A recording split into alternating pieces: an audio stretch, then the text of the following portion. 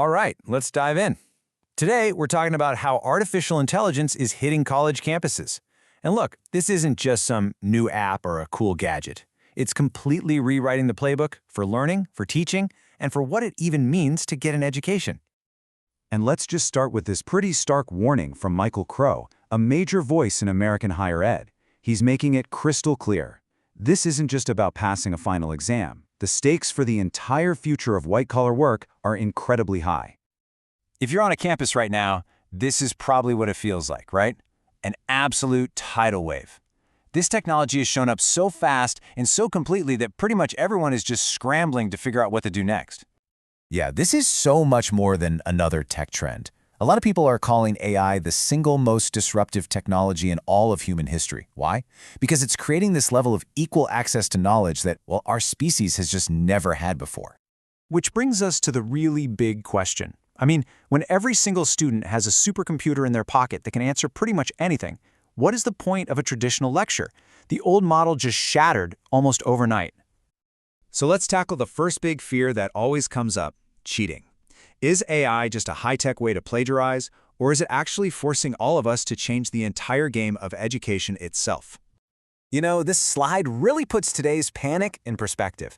The fear of new tech is, believe it or not, nothing new. Plato actually argued against the written word.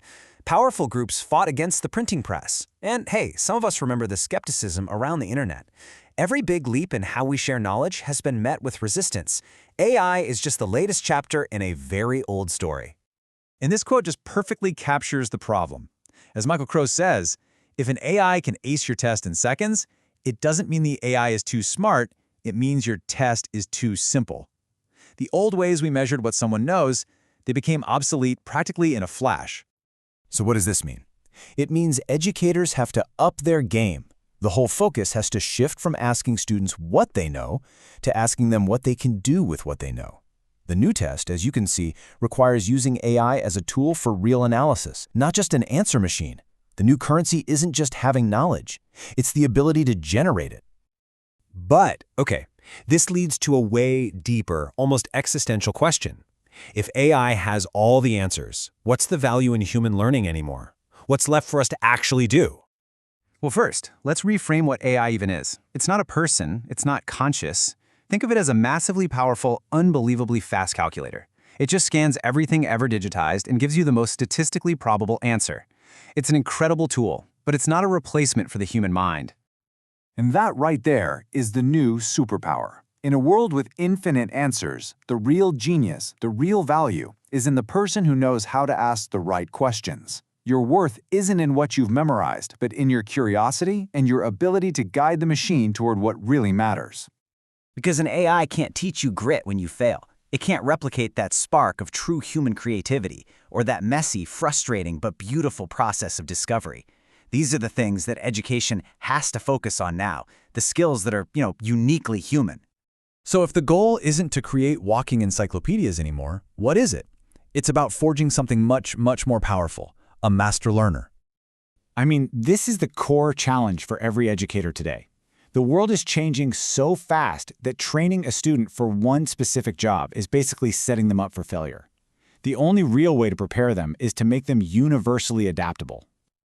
So what does a master learner even look like? Well, it might be a student majoring in both opera and physics. It sounds a little strange, but that's exactly the point. That's the kind of cross-disciplinary thinking that creates a mind that can see connections nobody else can. Or here's another fantastic example. We're always told STEM is everything. But right now, some of the most in-demand graduates are English majors who also know how to code. They bring a totally different perspective and a crucial ability to tell a story to the tech world. So this slide basically lays out the whole philosophy. It's simple, but it's really powerful. You can see the steps. First, find that spark in the student. Then build a solid foundation. From there, encourage them to combine their interests, double, even triple major. The goal isn't to create a specialist for one job, but to build a universal learner who's ready for any future. And finally, let's get to the most mind-bending part of all of this. What happens when you take one of these master learners and you give them the superhuman analytical power of AI? Well, you get what some are calling the 20 PhD student. And just so we're clear, this isn't science fiction. This is happening right now. In research labs around the world, advanced AI is being used to tackle problems we once thought were impossible, from designing new molecules to managing entire river systems. Okay, get ready for this number.